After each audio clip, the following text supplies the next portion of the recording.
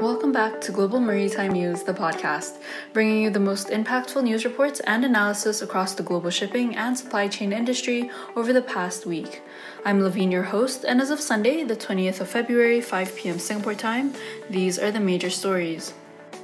First up, an international investigation into cartel conduct in global supply chains has been launched by competition regulators from the US, UK, Canada, Australia, and New Zealand. Relatedly, the European Commission has also been urged to investigate container lines over unfair and discriminatory practices, and this comes as record earnings have been announced by liner companies. Next up, Mitsui O.S.K. Line's Felicity Ace Ro-Ro carrier caught fire on Wednesday while carrying approximately 4,000 cars while en route to the US. So far, it has been reported that all crew have been safely evacuated and salvage tugs have been dispatched to save the vessel and its luxury cargo. Unfortunately, another vessel was also engulfed in flames this week, and this time it was the Grimaldi Ro-Ro Euroferry Olympia. Also in the podcast, Genco has chartered out 3 bulk carriers to FedEx Logistics. These bulkers will transport containers from China to the US West Coast to alleviate supply chain issues. And later, find out which famous fast food restaurant in Singapore has stopped serving French fries due to supply chain disruptions. Starting off, an international investigation into cartel conduct in global supply chains has been launched by competition regulatory bodies from the US, the UK, Canada, Australia, and New Zealand. This international working group includes various competition and antitrust government bodies from these countries. Commenting on this announcement was New Zealand's Commerce Commission Chair, Anna Rawlings, who shared that despite the pandemic-related supply chain issues having created significant challenges for economies worldwide, they still have zero tolerance for businesses using the pandemic as an opportunity for cartel behavior. In the recent past, there has already been investigations into the existence of collusion among the world's top liners. Most recently, a 2-year investigation by the U.S. Department of Justice, which closed in February 2019, did not bring any charges or penalties. However, as liner giants announced immense profits recently due to the pandemic, allegations of profiteering and collusion has increased. Showing that this is a real concern, regulators from the US, the EU, and China also met in September last year, and they determined that so far there was no evidence of anti-competitive behavior in container shipping. Aware of mounting criticism and speculation, liners decided last year to close the 50-year-old International Council of Container Ship Operators. Aware of mounting criticism and speculation, liners decided last year to close the 50-year-old International Council of Container Ship Operators, also known as the Box Club, which was a closed-door meeting of the world's top liners. In recent years, other global shipping cartel investigations, most notably in the car carrier segment, have resulted in significant fines. Relatedly, the European Commission has also been urged to investigate container lines over unfair and discriminatory practices. The EC is the executive branch of the European trading bloc comprising of 27 member states, and thus the EC is responsible for initiating laws, enforcing them, and managing the EU's policies. The European Association for Forwarding, Transport, Logistics, and Customs Services, in short CLECAT, has sent a letter to the EU urging for an inquiry into the container shipping sector, alleging unfair and discriminatory practices.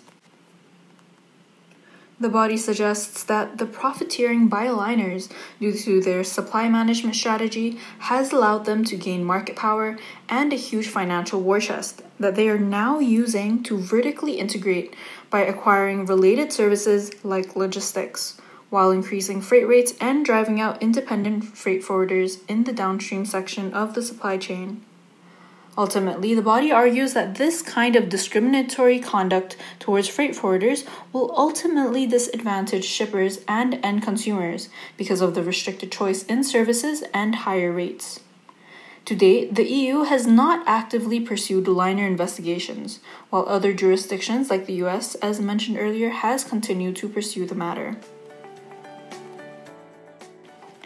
Moving on, the Felicity A. Sororo carrier caught fire on Wednesday while carrying approximately 4,000 cars while en route to the U.S. So far, it has been reported that all crew have been safely evacuated and salvage tugs have been dispatched to save the vessel and its luxury cargo. Owned by Mitsui O.S.K. Line, the 656-foot-long roll-on roll-off car-carrying ship caught fire while the ship was sailing about 90 nautical miles southwest of Portugal. According to a statement by the Portuguese Navy, the crew was safely picked up and transported to a local hotel. For relief to environmentalists, there has been no noticeable source of pollution from the fire. Porsche and Volkswagen also confirmed that their cars were on board the vessel, and both companies are in contact with the shipping company for more information. Salvage services were deployed and expected to reach on Friday, while additional salvage and firefighting services are on their way. The incident is likely to result in a huge claim for hull, cargo, and protection and indemnity insurers. The hull is said to be worth around $30 million, and the cargo of high-end luxury cars could be worth more than $100 million. Salvage costs will also be included in the final claim. If the fire is determined to be the ship owner's fault, which is OSK Lines here, a large portion of the bill could fall on its P&I insurers. The vessel's P&I cover is with Britannia P&I, but claims exceeding $10 million will be handled by the International Group of P&I Clubs.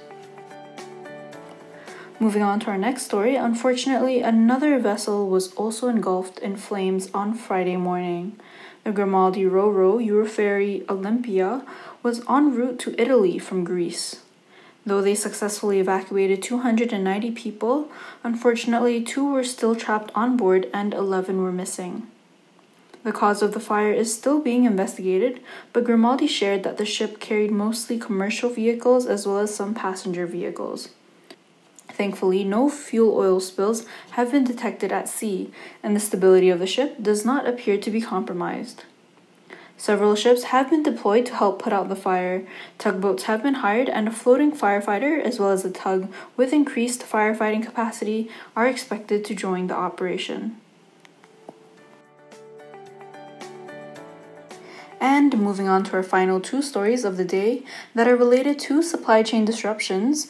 First up, Genco has chartered out 3 bulk carriers to FedEx Logistics. These bulk carriers will transport containers from China to the U.S. West Coast and are aimed at alleviating supply chain issues. The first of 3 chartered bulker vessels arrived at the port of Hueneme, just north of California.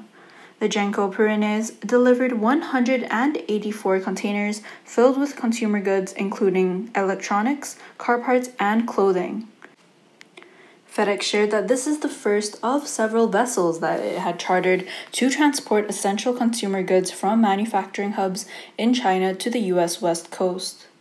Impressively, the company shared that it could cut transit time by more than 20 days by docking at the port of Hueneme instead of the usual port of Los Angeles and Long Beach that is suffering from congestion. FedEx is one of the many well-known companies that have taken shipping into their own hands as a result of the unprecedented disruptions in the container market. For example, Coca-Cola chose bulk carriers over container ships last year to ship cargo due to port congestion and rising freight costs. And moving on to our final story, here in Singapore, if you're a fan of KFC's French fries, unfortunately you won't be able to enjoy them with your favorite meal anytime soon as they have been replaced by potato waffles due to supply chain disruptions. Supply chain snarls have affected shipments of frozen French fries from the US and Europe into Singapore. And Singapore's KFC stores are not alone, as McDonald's stores in Malaysia and Indonesia halted sales of large-sized portions of fries last month. Sharing more about the shortage of KFC's French fries in Singapore, Diana Hu, marketing manager at KFC Singapore, said that pandemic-related disruptions continue to have a multi-pronged effect on the global supply chain and distribution network. And though the company has some stock of fries at its outlets, they are unfortunately very limited. Since KFC Singapore's fries are sourced from the US and Europe, labor shortages and lower crop yields in the Pacific Northwest, coupled with congestion at US and Canadian ports on the West Coast, has worsened the problem. Furthermore, containers arriving in Singapore's ports are also experiencing longer than usual delays. According to logistics intelligence firm Project 44, an average of 17 container ships per day waited to berth at the world's second busiest port in January, an increase from 15 vessels in December. And that is all for now. If you want to comment on this podcast and the topics that we have covered, you can send us an email. The address is maritimenewspodcast@gmail.com. You can also find us on Instagram, Facebook, and LinkedIn at Global Maritime News. I'm Levine Tan, your host, and until next time, goodbye.